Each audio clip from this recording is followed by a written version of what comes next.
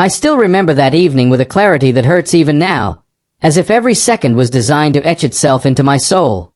The house was quiet, eerily quiet, the kind of silence that whispers secrets before they explode. I had planned the night carefully, hoping to reconnect, to feel that spark of love that once burned between us. Dinner was set. Candles flickered softly, and the scent of her favorite meal lingered in the air. My heart raced with nervous anticipation as I watched her move across the room, her laughter light but distant, like a memory that belonged to someone else. I took a deep breath and asked the question that had been gnawing at me for weeks, the one question I thought would bring warmth, not ice. If you could go back, would you marry me again? The words hung in the air, fragile and hopeful, but the moment she paused, the world seemed to shift. Her smile didn't reach her eyes. It was cold, deliberate, a smile meant to wound. And then, softly, like a blade sliding through my chest, she whispered, "Never!" Time stopped. I could hear my own heartbeat pounding in my ears, felt the room spinning around me, and realized that every memory I had cherished, every dream I had built, had been standing on the thinnest of ice.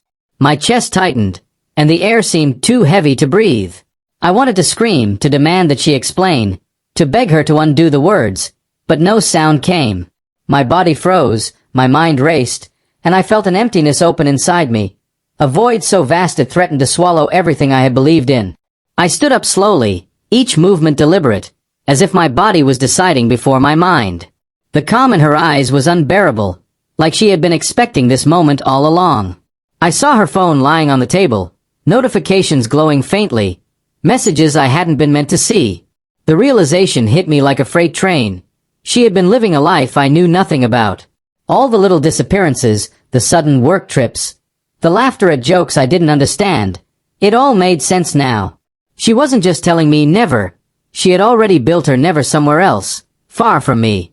I tried to steady my shaking hands as I reached for a glass of water, but even the simple act felt surreal.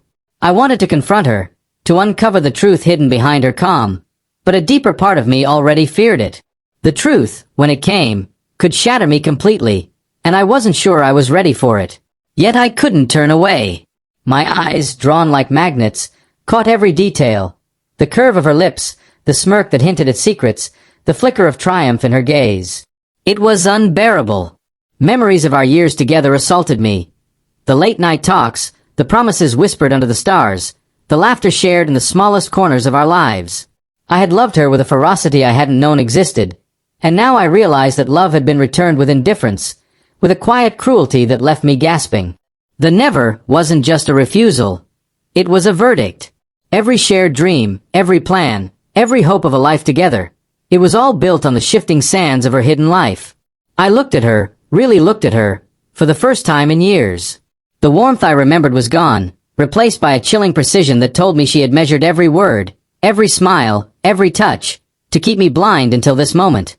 My heart twisted, but an unexpected clarity emerged from the storm of pain. I realized that I had spent too long giving her my all, investing in illusions while she was investing elsewhere. The silence stretched between us, suffocating yet electrifying. I felt tears threaten, but I swallowed them down, not out of pride, but out of determination. I wouldn't beg. I wouldn't plead. I wouldn't allow her to see me crumble. Instead, I stood, tall despite the weight in my chest, and met her gaze with a calm that shocked even me. "If that's truly how you feel," I said, my voice steady, "then I will not waste another second pretending this can be fixed. I loved you with everything I had, and now I will love myself enough to walk away." She didn't respond. She didn't need to.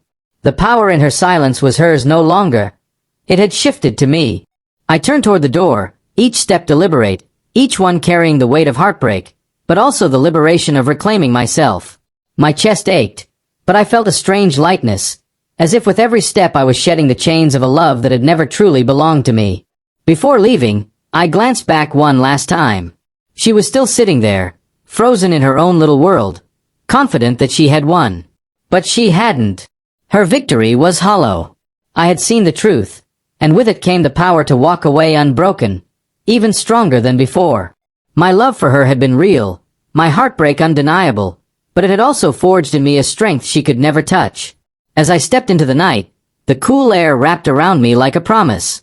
A promise that even the deepest betrayal could birth resilience, that the darkest heartbreak could illuminate a path forward. That night, she thought she had destroyed me, but in reality, she had unknowingly set me free. And in the quiet of that moonlit night, I finally understood something essential. Love cannot be forced, devotion cannot be demanded, and sometimes the most devastating endings are also the most liberating beginnings. I walked away from everything I thought I knew, leaving behind the pain, leaving behind the shattered illusions, carrying only the knowledge that I would never again settle for anything less than the love I deserved. And somewhere, deep inside, even through the ache, I smiled, because for the first time in years I was free.